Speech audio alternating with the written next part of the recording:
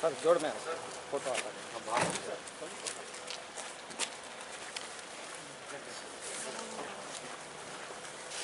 Back banner JCB ಮಾಲೀಕನ murder ಆರೋಪಿ 48 ಗಂಟೆ ಒಳಗಡೆ ಅಂದರ್. ಆ ವ್ಯಕ್ತಿ ಅದೆಷ್ಟೋ ಪ್ರಾಣಿ ಪಕ್ಷಿಗಳಿಗೆ ನಂಬಿ ಬಂದ ವ್ಯಕ್ತಿಗಳಿಗೆ ಅನ್ನ ನೀಡುತ್ತಿದ್ದ. ಆದರೆ ತಾನೇ ಕೆಲಸ ಕೊಟ್ಟು ಬದುಕು ಕಟ್ಟಿಕೊಳ್ಳುವ ಅವಕಾಶ ನೀಡಿದ್ದ ಪಾಪಿಯಿಂದಲೇ ಭೀಕರ ಕೊಲೆಯಾಗಿ ಮಸಣದ ದಾರಿ ಹಿಡಿದಿದ್ದ. ಇಷ್ಟಕ್ಕೂ ಚಿಂತಾಮಣಿ ನಗರವೇ ಬೆಚ್ಚಿ ಬೀಳುವಂತೆ ಭರ್ಭರವಾಗಿ ಕೊಲೆ ಮಾಡಲು ಕಾರಣವಾದ್ರು ಏನು, ಯಾಕೆ ಅಂತೀರಾ? ಇಲ್ಲಿದೆ ನೋಡಿ ಈ ಸ್ಟೋರಿ. ಉಂಡಮನೆಗೆ ಸ್ಕೆಚ್ ಹಾಕಿ ಕೊಲೆ ಮಾಡಿದ್ದವನ ಬಂಧನ. 48 ಗಂಟೆಯ ಒಳಗೆ ಆರೋಪಿಯನ್ನ ಬಂಧಿಸಿದ ಪೊಲೀಸರು. ಹೀಗೆ ಯಾರೂ ಇಲ್ಲದ ನಿರ್ಜನ ಪ್ರದೇಶದಲ್ಲಿ ರಕ್ತ ಮಡುವಿನಲ್ಲಿ ಪ್ರಾಣ ಬಿಟ್ಟ ವ್ಯಕ್ತಿ ಸ್ಥಳದಲ್ಲೇ ಬೀಡು ಬಿಟ್ಟಿರುವ ಪೊಲೀಸರು ಕೊಲೆಗೆ ಕಾರಣವಾದ್ರು ಏನು ಎಂದು ತಮ್ಮದೇ ಆದ ಶೈಲಿಯಲ್ಲಿ ಕತೆ ನಡೆಸುತ್ತಿರುವ ಸಾರ್ವಜನಿಕರು. ಈ ದೃಶ್ಯಗಳೆಲ್ಲ ಕಂಡುಬಂದದ್ದು ವಾಣಿಜ್ಯ ನಗರಿ ಚಿಂತಾಮಣಿ ನಗರದ ಅಶ್ವಿನಿ ಬಡಾವಣೆಯಲ್ಲಿ. ಹೌದು, 2 ವರ್ಷಗಳ ಹಿಂದೆ ತಾಲೂಕಿನ ನಾಗದೇನಹಳ್ಳಿ ನಿವಾಸಿ ಜೆಸಿಬಿ ಮಾಲೀಕ ರಾಮಸ್ವಾಮಿ ಮನೆಯಲ್ಲಿ ನಂಬಿಕೆಯಿಂದ ಕೆಲಸ ಮಾಡ್ತಿದ್ದ ಗುಲ್ಬರ್ಗಾ ಮೂಲದ ನಾಗೇಶ್ ಮೊದಲಿಗೆ ವಿಶ್ವಾಸದಿಂದ ಕೆಲಸ ಮಾಡ್ತಿದ್ದ. ಆದರೆ ಮಾಲೀಕ ಕೊಡಬೇಕಾಗಿದ್ದ 1.8 ಲಕ್ಷ ಹಣದ ವಿಚಾರವಾಗಿ ಕೊಲೆ ಮಾಡುವುದಾಗಿ ಬೆದರಿಸಿದ್ದ ನಾಗೇಶ್ ಕೊನೆಗೂ ಹೇಳಿದಂತೆ ಮಾಲೀಕನಿಗೆ ಕೊಡಲಿ ಬೀಸಿ ಭೀಕರವಾಗಿ ಕೊಲೆ ಮಾಡಿ ಎಸ್ಕೇಪ್ ಆಗಿಬಿಟ್ಟಿದ್ದಾನೆ.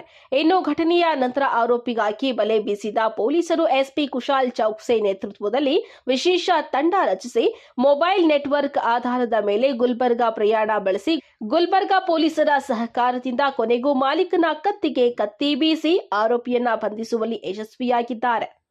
ಪ್ರದೇಶ ಇದೆ, ಟೌನ್ ಲಿಮಿಟ್ಸ್ ಅಲ್ಲಿ ಒಳಗಡೆ ಅಶ್ವಿನಿ ಲೇಔಟ್ ಅಲ್ಲಿ ಆಗಿದೆ.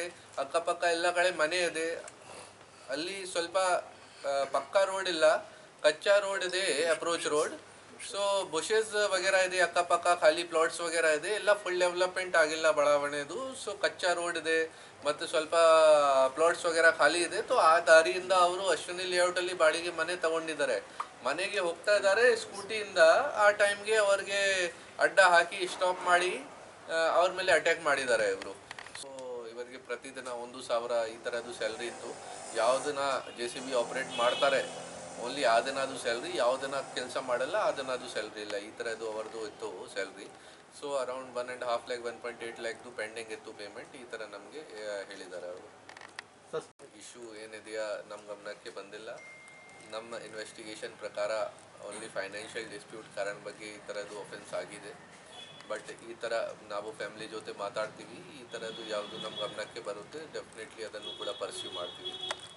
ಲಾಂಗ್ ಇಶ್ಯೂ ಇದೆ, ಲಾಂಗ್ ಪೆಂಡಿಂಗ್ ಇಶ್ಯೂ ಇದೆ. ಈ ಥರ ಎಲ್ಲ ಕಿ ನಿನ್ನೆ ಹಣ ಕೇಳಿದ್ದಾರೆ ಅವರು, ಕೊಡ್ಲ ಈ ಕಾರಣ ಬಗ್ಗೆ ಮಾಡಿದ್ದಾರೆ ಅವರು. ಈ ಥರ ಎಲ್ಲ ಮೊದಲಿಂದ 1.5 years ಇಂದ ಕೆಲಸ ಮಾಡ್ತಾ ಇದ್ದಾರೆ ಅವರ ಜೊತೆಗೆ. ಸೊ ಪೇಮೆಂಟ್ಸ್ ವಗೇರಾ ಪೆಂಡಿಂಗ್ ಇತ್ತು.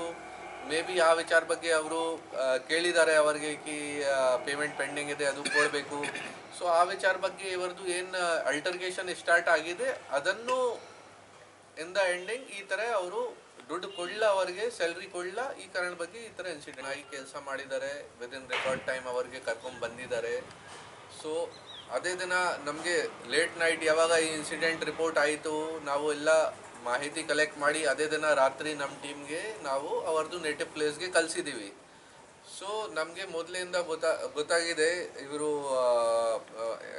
ಫ್ಯಾಮಿಲಿ ಜೊತೆ ಮಾತಾಡಿದ್ದೀವಿ. ಆ ಟೈಮ್ಗೆ ಅವರು ಶೇರ್ ಮಾಡಿದ್ದಾರೆ ಕಿ ಇವರದು ವಾಸ ಗುಲ್ಬರ್ಗಾ ಅಲ್ಲಿ ಮೇನ್ ನೇಟಿವ್ ಪ್ಲೇಸ್ ಇದೆ. ಸೊ ನಾವು 1 ಟೀಮ್ ರೆಡಿ ಮಾಡಿ ಅಲ್ಲಿ ಕಳಿಸಿದ್ದೀವಿ. ಇವರು ಒಫೆನ್ಸ್ ಆದಮೇಲೆ ಮೊಬೈಲ್ ವಗೇರಾ ಸ್ವಿಚ್ ಆಫ್ ಮಾಡ್ಕೊಂಡಿದ್ದಾರೆ. ಸೊ ನಾವು ಸ್ವಲ್ಪ ಅವರದು CDR ಲೊಕೇಶನ್ಸ್ ವಗೇರಾ ಕೂಡ ಚೆಕ್ ಮಾಡಿ ಮತ್ತು ಗುಲ್ಬರ್ಗಾ ಹತ್ರ ಕೂಡ ಲೋಕಲ್ ಪೊಲೀಸ್ದು ಹೆಲ್ಪ್ ತಗೊಂಡು ಅವರಿಗೆ ಅಲ್ಲಿಂದ ಅರೆಸ್ಟ್ ಮಾಡಿದ್ದೀವಿ. ವರದಿ ಗಿರೀಶ್, ನಂದಿ ಟಿವಿ, ಚಿಂತಾಮಣಿ. ಶಿಡ್ಲಘಟ್ಟ ವಿಧಾನಸಭಾ ಕ್ಷೇತ್ರದಲ್ಲಿ ಸರ್ಕಾರದಿಂದ ಸಿಗುವ ವಿವಿಧ ರೀತಿಯ ಸವಲತ್ತುಗಳ ಸದುಪಯೋಗ ಮಾಡಿಕೊಂಡು ರೈತರು ಕೃಷಿ ಕ್ಷೇತ್ರದಲ್ಲಿ ಮತ್ತಷ್ಟು ಸಾಧನೆ ಮಾಡಬೇಕು ಎಂದು ಶಾಸಕ ಬಿಎನ್ ರವಿಕುಮಾರ್ ಹೇಳಿದ್ದಾರೆ. ನಗರದ ಪ್ರವಾಸಿ ಮಂದಿರದ ಆವರಣದಲ್ಲಿ ಡಾಕ್ಟರ್ ಬಿಆರ್ ಅಂಬೇಡ್ಕರ್ ಅಭಿವೃದ್ಧಿ ನಿಗಮದ ವತಿಯಿಂದ ಗಂಗಾ ಕಲ್ಯಾಣ ಯೋಜನೆಯ ಅರ್ಹ ಫಲಾನುಭವಿಗಳಿಗೆ ಪಂಪು ಮೋಟಾರ್ ವಿತರಣಾ ಕಾರ್ಯಕ್ರಮದಲ್ಲಿ ಭಾಗವಹಿಸಿ ಮಾತನಾಡಿದ್ದಾರೆ. ಸರ್ಕಾರದಿಂದ ಸಿಗುವ ವಿವಿಧ ರೀತಿಯ ಸೌಲಭ್ಯಗಳು ಹಾಗೂ ಅನುದಾನಗಳು ನೇರವಾಗಿ ಅರ್ಹ ಫಲಾನುಭವಿಗಳಿಗೆ ಸಿಗುವಂತಾಗಬೇಕು ಆಗಬೇಕು. ಈ ನಿಟ್ಟಿನಲ್ಲಿ ಅಧಿಕಾರಿಗಳು ಪ್ರಾಮಾಣಿಕವಾಗಿ ಕರ್ತವ್ಯ ನಿರ್ವಹಿಸಬೇಕು. ಕ್ಷೇತ್ರದ ದಿಬ್ಬೂರಹಳ್ಳಿ, ಚಿಲಕಲ, ನೇರ್ಪು ಭಾಗದಲ್ಲಿ ತೀರಾ ಹಿಂದುಳಿದ ಬಡ ಜನತೆ ಇರುವುದರಿಂದ ಅವರನ್ನ ಗಮನದಲ್ಲಿ ಇಟ್ಟುಕೊಂಡು ಅಧಿಕಾರಿಗಳು ಎಚ್ಚರಿಕೆಯಿಂದ ಕಾರ್ಯನಿರ್ವಹಿಸಬೇಕು ಎಂದು ರಾಜ್ಯದ ಜನತೆ ಕಟ್ಟುವ ತೆರಿಗೆ ಹಣದಿಂದ ಸರ್ಕಾರ ರೂಪಿಸುವ ಯಾವುದೇ ಯೋಜನೆಯಾಗಲಿ ಅದು ಯಶಸ್ವಿಯಾಗಬೇಕಾದರೆ ಅರ್ಹ ಫಲಾನುಭವಿಗಳಿಗೆ ಆ ಯೋಜನೆ ತಲುಪಬೇಕು ಎಂದು ಹೇಳಿದ್ದಾರೆ. ಶಿಡ್ಲಘಟ್ಟ ವಿಧಾನಸಭಾ ಕ್ಷೇತ್ರದಲ್ಲಿ 2018, 19, 2019, 20,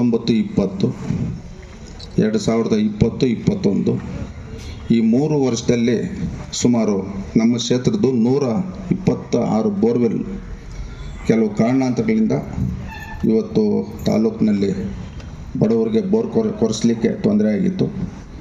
ನಾವು ಶಾಸಕರಾದ ಮೇಲೆ ಸುಮಾರು 2-3 ಬಾರಿ KDP ಮೀಟಿಂಗಲ್ಲಿ ಈ ಒಂದು ಅಂಬೇಡ್ಕರ್ ಅಭಿವೃದ್ಧಿ ನಿಗಮದ ಬಗ್ಗೆ ಚರ್ಚೆ ಮಾಡಿ ಅದರ ಒಂದು ಮುಂದುವರೆದ ಭಾಗ ಈ ದಿನ ನಮ್ಮ ಕ್ಷೇತ್ರದಲ್ಲಿ ಸುಮಾರು 20 ಬೋರ್ವೆಲ್ ಕೊರೆದಿದ್ದು ಅದರಲ್ಲಿ 20 ಜನಕ್ಕೆ ಇವತ್ತು ಮೋಟ್ರ್ ಪಂಪು ಮತ್ತು ಕೇಬಲ್ ವಿತರಣೆ ಕಾರ್ಯಕ್ರಮ ಹಮ್ಮಿಕೊಂಡು ಈ ಕಾರ್ಯಕ್ರಮದಲ್ಲಿ ಭಾಗವಹಿಸಿರ್ತಕ್ಕಂಥ ಎಲ್ಲರಿಗೂ ನಮಸ್ಕರಿಸ್ತಾ ಈ ವೇದಿಕೆ ಮೇಲೆ ಇರ್ತಕ್ಕಂಥ ನಮ್ಮ ಹಿರಿಯರಾದಂಥ ಮುನಿಯಪ್ಪನವರೇ, ಇನ್ನೊಬ್ಬರು ಈ ಸಂದರ್ಭದಲ್ಲಿ PLD ಬ್ಯಾಂಕ್ ಅಧ್ಯಕ್ಷ ಬಂಕ್ ಮುನಿಯಪ್ಪ, ಮುಖಂಡರಾದ ನಂದವನಂ, ಶ್ರೀರಾಮರೆಡ್ಡಿ, ತಾದೂರು ರಘು, ಮೇಲೂರು ಮಂಜುನಾಥ್, ಮುಗಲಡಪಿ ನಂಜಪ್ಪ, ಅಂಬೇಡ್ಕರ್ ಅಭಿವೃದ್ಧಿ ನಿಗಮದ ಜಿಲ್ಲಾ ವ್ಯವಸ್ಥಾಪಕ ಅಂಜನ್ ಕುಮಾರ್, ಗುತ್ತಿಗೆದಾರ ಮುನಿರಾಜು ಮತ್ತಿತರರು ಹಾಜರಿದ್ದರು.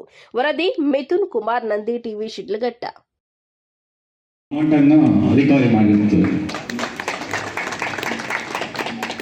ಅಪರಾಧ ಪ್ರಕರಣಗಳ ಪತ್ತೆ ಸಮಯದಲ್ಲಿ ಪೊಲೀಸರಿಗೆ ಸಾರ್ವಜನಿಕರು ಅಗತ್ಯ ಸಹಕಾರ.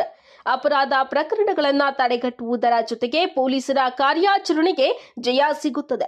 ಆದ್ದರಿಂದ ಪೊಲೀಸರು ನಾಗರಿಕರೊಂದಿಗೆ ಉತ್ತಮ ಬಾಂಧವ್ಯವನ್ನ ಇಟ್ಟುಕೊಂಡು ಜನಸ್ನೇಹಿ ಪೊಲೀಸರಾಗಿ ಎಂದು ಜಿಲ್ಲಾ ಪೊಲೀಸ್ ಅಧೀಕ್ಷಕ ಕುಶಾಲ್ ಚೌಕ್ಸೆ ಕರೆ ನೀಡಿದ್ದಾರೆ.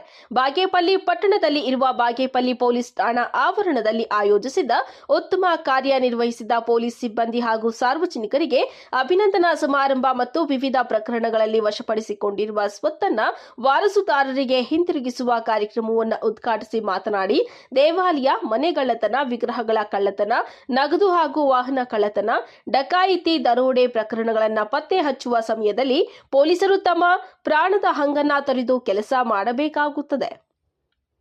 ಬಾಗೇಪಲ್ಲಿ ಠಾಣೆ ಪೊಲೀಸರು ಸೂಕ್ಷ್ಮ, ಅತಿ ಸೂಕ್ಷ್ಮ ಅಪರಾಧ ಪ್ರಕರಣಗಳನ್ನು ಪತ್ತೆ ಹಚ್ಚುವಲ್ಲಿ ಯಶಸ್ವಿಯಾಗಿ ಚಿನ್ನಾಭರಣ, ಹಣ, ವಿಗ್ರಹಗಳನ್ನು ವಶಕ್ಕೆ ಪಡೆದುಕೊಂಡು ವಾರಸುದಾರರಿಗೆ ಹಿಂತಿರುಗಿಸುತ್ತಿರುವ ವಿಚಾರ ಅತ್ಯಂತ ಶ್ಲಾಘನೀಯ. ಪೊಲೀಸರು ಕಷ್ಟಪಟ್ಟು ಎಷ್ಟೋ ಅಪರಾಧ ಪ್ರಕರಣಗಳನ್ನು ಪತ್ತೆ ಹಚ್ಚುವಲ್ಲಿ ಸಫಲರಾಗಿರುತ್ತಾರೆ. ಪ್ರಕರಣಗಳನ್ನು ಪತ್ತೆ ಹಚ್ಚಿ ಸ್ವತ್ತುಗಳನ್ನು ವಾರಸುದಾರರಿಗೆ ಒಪ್ಪಿಸುವುದರಿಂದ ಸಾರ್ವಜನಿಕರಲ್ಲಿ ಪೊಲೀಸರ ಮೇಲೆ ಮತ್ತಷ್ಟು ನಂಬಿಕೆ, ವಿಶ್ವಾಸ ಹೆಚ್ಚಾಗಲಿದೆ ಎಂದು ಹೇಳಿದ್ದಾರೆ. 50 ವರ್ಷ ಆಗಿದೆ.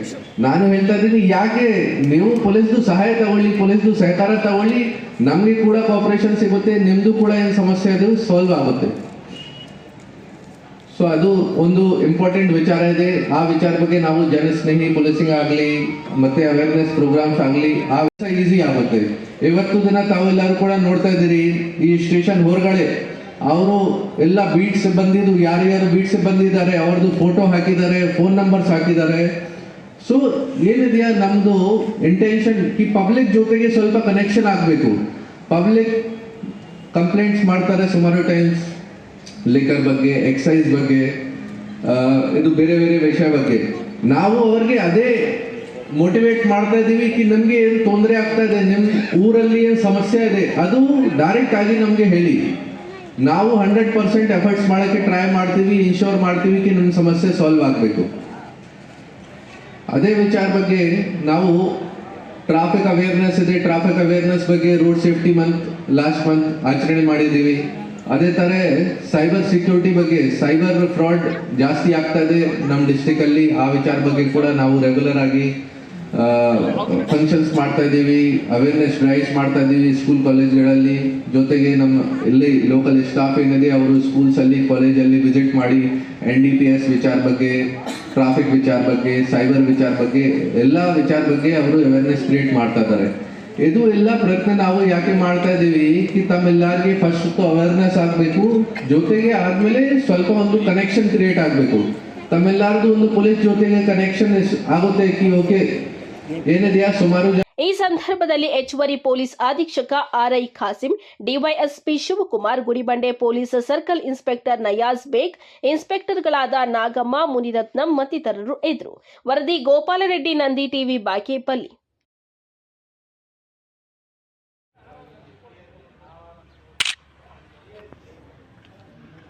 ಚಾಕುವೇಲು ಗ್ರಾಮ ಪಂಚಾಯಿತಿ ಮುಂದೆ ರಾಷ್ಟ್ರ ಧ್ವಜವನ್ನ ಹಾರಾಡಿಸದೆ ಅಧಿಕಾರಿಗಳ ನಿರ್ಲಕ್ಷ್ಯ. ತಾಲೂಕಿನ ಚಾಕವೇಲು ಗ್ರಾಮ ಪಂಚಾಯಿತಿಯಲ್ಲಿ ಫೆಬ್ರವರಿ 16ರ ಭಾನುವಾರ ರಾಷ್ಟ್ರ ಧ್ವಜವನ್ನ ಹಾರಾಡಿಸದೆ ನಿರ್ಲಕ್ಷ್ಯ ತೋರಿದ್ದು ಸರ್ಕಾರದ ನಿಯಮವನ್ನೇ ಗಾಳಿಗೆ ತೂರಿದ್ದಾರೆ.